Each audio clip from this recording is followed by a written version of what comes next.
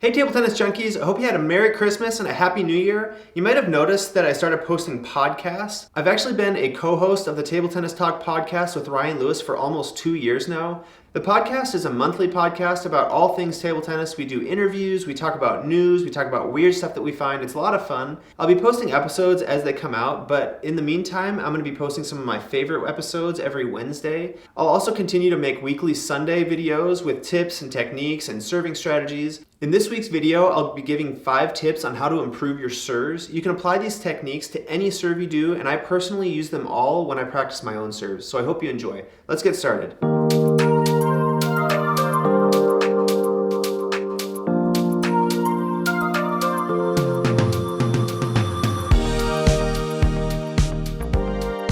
Tip number 5, accelerate through the contact with the ball. This is a common mistake that I see at many levels. It's important to swing through the contact of the ball and not slow down as you hit it.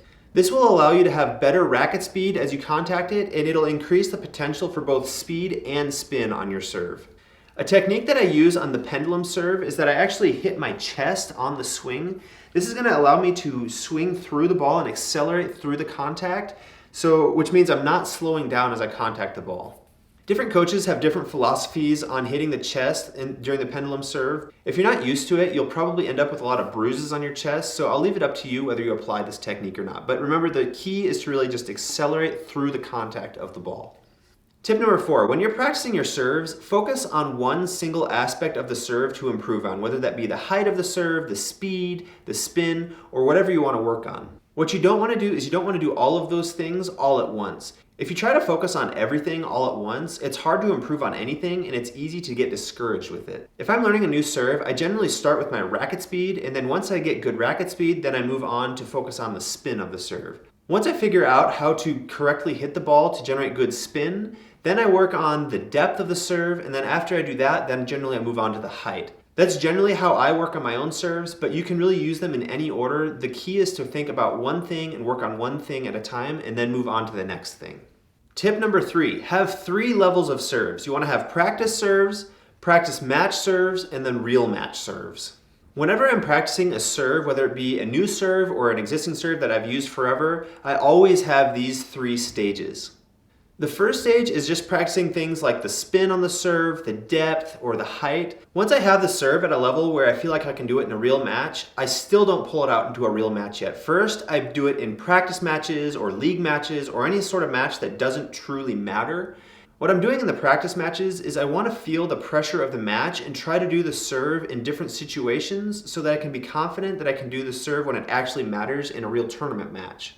I also like to see how people return the serve in practice matches, and then I work on the third ball attack and on my movements after the serve because these are really important as well. It's only after I feel confident with my serves in the practice matches and feel confident with my movements and with the third ball attack in practice matches that I'll start using the serves in real meaningful matches or in tournaments. Tip number 2, land the ball close to you on the table. A common coaching tip is that if you want to serve fast, you should land the ball close to you on the table in that first third section of the table. And if you want to serve short, then you should land it in the middle third of the table on your side.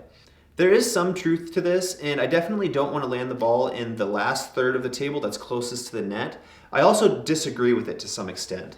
Fast serves should definitely land close to you on the table, but I would argue that the short serves should also land close to you as well. It'll be a little harder to keep the serve short if you're landing it close to you on the table, but the quality of the serve is going to be much better because the ball will have a lot more forward energy on it when you're landing it close to you on the table.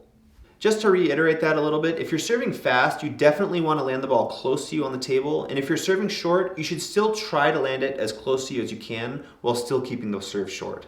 The last tip is to practice your movement after the serve. Along with practicing your spin and the height of the serve and everything else, you should really practice your movement as well. So for instance, if I'm practicing a fast serve, I'll also want to work on my movement after the serve by getting back away from the table. The reason for this is because if I'm serving fast, I know that the ball is going to be coming back at me fast on the return. So I don't want to stay close to the table. I want to work on that movement and prepare for that third ball after the serve.